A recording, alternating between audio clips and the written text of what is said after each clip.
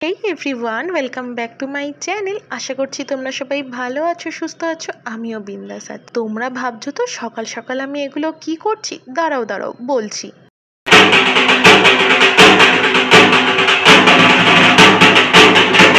নীলের দিনের ভিডিও। ওই দিন সকাল সকাল বাবাকে মাথায় নিয়ে সন্ন্যাসীরা চলে আসলো। হ্যাঁ, আমাদের এখানে এরকমই একটা রিচুয়ালস আছে, জানো তো। সন্ন্যাসীরা সন্ন্যাস হয়ে উত্তরী গলায় নিয়ে মাথায় শিব নিয়ে বাড়ি বাড়ি যায়, আর সকলে সেই বাবাকে সিংহাসনে এনে সেই শিবের মাথায় জল দেয়। তো আমরাও তেমনটা করলাম, আর তার সাথে আমার ঘরে যে মহাদেব আছে তাকেও স্নান করিয়ে ভালো করে প্রদীপ দেখিয়ে নিচ্ছি। আর শুধু আমি না, আমার বাড়ির সকলেই সেই বাবাকে স্নান করিয়েছে। আর তারপর আমার ঘরের ছোট্ট শিবকেও স্নান করিয়ে রেডি করিয়ে ফুল দিয়ে সুন্দর করে সাজানো হয়েছে। পুরো সিংহাসনটা কেমন লাগছে দেখতে জানিও তো। আর প্রসাদেও আর কি, মিষ্টি আর 5 ফল দিয়ে ওই দিনটা তো আমরা ফল, প্রসাদ, সাবু, ছাতু এইসব খেয়ে কাটাই। আর তারপরে তোমাদের সাথে শেয়ার করব কি জানো তো, চড়কের দিনে হাজরাতলা গেছিলাম। এই হাজরাতলার ভিডিওই শেয়ার করব। জানো তো, খুব রহস্যময় জায়গা এই হাজরাতলা। তো সেখানেই যাচ্ছি। নীলের দিন সন্ধেবেলাও গেছিলাম। মেনলি নীলের দিন সন্ধেবেলাই ওখানে পুজো হয়, কিন্তু রাত ছিল আর ওই জায়গাটা পুরো অন্ধকার, তাই তোমাদেরকে ওই দিন ঘুরিয়ে দেখাতে পারিনি জায়গাটা। তাই ভাবলাম আজকে তোমাদের পুরো জায়গাটা ঘুরে দেখাই।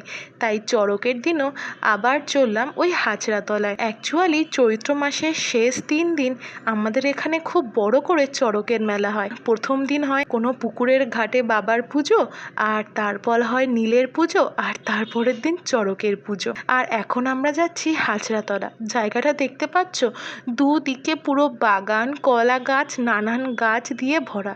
এদিকে খুব একটা বাড়ি দেখতে পাবে না, আর ল্যাম্পপোস্টে লাইটও দেখতে পাবে না। এইসব জায়গাগুলোতে অন্য সময় মানুষজন দুপুরের পরেই আসতে ভয় পায়। নীলের দিনে এখানে খুব বড় মেলা হয়।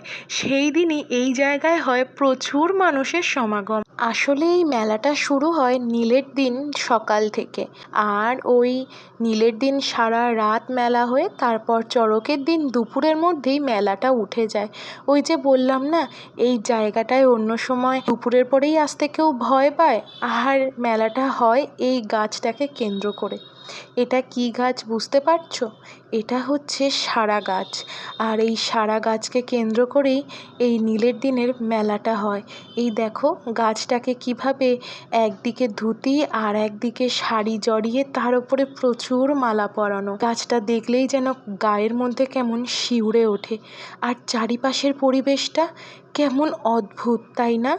হ্যাঁ, এরকম অদ্ভুত জায়গাতেই মেলাটা হয়। আর মেলার নামটাও কতটা অদ্ভুত। মেলার নাম হাজরা মেলা, মানে ওই ভূতের নামের মেলা।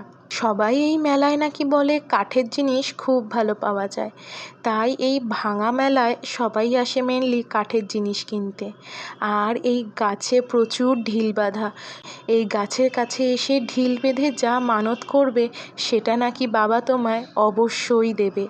আর একদিকে তো ওই সারা গাছকে বাঁধিয়ে হয় পুজো। আর শুধু এখানেই শেষ না, এখানে আছে অশ্বত্থ গাছ। এই অশ্বত্থ গাছটাকে দেখলে বোঝা যায় এই গাছটা মনে হয় এখানে এইভাবে 50 বছরেরও বেশি সময় ধরে দাঁড়িয়ে। চারিদিক থেকে গাছের ঝুড়ি নেমেছে, আর পুরো এই গাছটার নিচেই প্রচুর স্টল। মেলায় যা যা স্টল থাকে আর কি, ওই খেলনা, কাঠের জিনিস, ঠাকুরের মূর্তি, খাবারের নানান জিনিস, বেলুন, সব কিছুই এই গাছের নিচে স্টলে বসে। আর এই মেলাটা হয় ওই নীলের দিন রাত্রেবেলাতেই। এখানে নাকি নীলের দিন রাত্রে জ্যান্ত শোল মাছ রান্না করে নিবেদন করা হয় ওই গাছের নিচেই।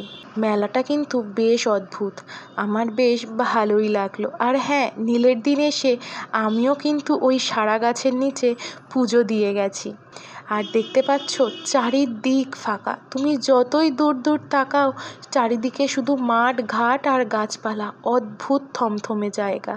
তো যাই হোক, চলো এবার বাড়ির পথে যাই, আর তারপর তোমাদের সাথে শেয়ার করছি ওই পয়লা বৈশাখের ভিডিও। পয়লা বৈশাখ আর বাড়িতে একটু মাটন বা চিকেন রান্না হবে না, সেটা কেমন করে হয়? তো আমি আজকে বানিয়ে ফেলছি মাটন কষা। তো চলো তার রেসিপিটাই এবার তোমাদের সাথে শেয়ার করি। তো প্রথমে ওই রেগুলার মশলা দিয়ে মাটনটাকে ম্যারিনেট করে নিলাম। আর এখানে টমেটো, আদা, একটা ছোট্ট পেঁয়াজ আর ওই 5-6 কুচি মতন রসুন, এইগুলোকে ভালো করে বেটে ওই মাটনের মধ্যে একসাথে মাখিয়ে ম্যারিনেট করে ওই 6 ঘন্টা মতো রেখে দেবো। আসলে এটা আমি চড়কের দিন রাত্রেবেলায় ম্যারিনেশন করে ফ্রিজে রেখে দিয়েছিলাম। আর হ্যাঁ, ফ্রিজে রাখার সময় কোনো কন্টেনারে বা ঢেকে রাখতে ভুলবে না। আর তারপর রান্নাটা করছি আমি পয়লা বৈশাখের দিন। তো মাটন রান্না হবে আর তাতে আলু থাকবে না, সেটা তো আমি একেবারেই মেনে নিতে পারি না। তাই কিছুটা পরিমাণ আলু আগেই ভেজে তুলে নিলাম। তারপর সর্ষের তেলের মধ্যে ওই গোটা গোটা কেটে নেওয়া রসুনের আর কুচি করা পেঁয়াজ ভালো করে ভেজে তার মধ্যে দিয়ে দিলাম 2টো মতো টমেটো। পয়লা বৈশাখের দিন বেশ গরম পড়েছিল, তাই কিন্তু আমি কোনো গোটা মশলা একদমই ইউজ করছি না। যতটা পারছি হালকাভাবেই রান্নাটা করব।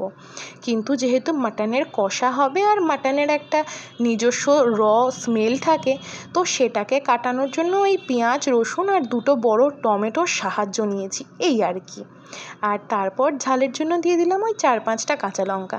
আমি বাবা একদম ঝাল খেতে পারি না, তাই আমার রান্নায় ঝাল একটু কমই হয়। আমি ওই গোটা গোটা কাঁচা লঙ্কা ফেলে দিই, যার প্রয়োজন হয় সে মেখে নিয়ে খায়। আর তারপর আলু দিয়ে মটনের ওই একটু স্টকটা দিয়ে তারপর আমি এটা ঢাকা দিয়ে দিলাম। মাটনটা কিন্তু আমি 2টো সিটি মেরেই তারপর ভালো করে কষিয়েছি। আর ওই কষানোর মাঝখানে তলায় লেগে গেলে একটু করে মাটনের স্টক দিয়ে নিয়েছি।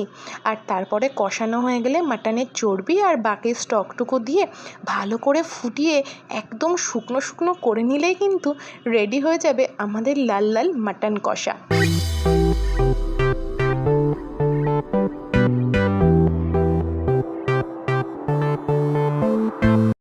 আমি তো পয়লা বৈশাখের লাঞ্চ নিয়ে বসে পড়েছি। তোমরা কি খাচ্ছ কমেন্টে জানিও। তাহলে চলো এই ভিডিওটা এখানেই শেষ করি। আবার নেক্সট ভিডিওতে তোমাদের সাথে দেখা করছি। বাই।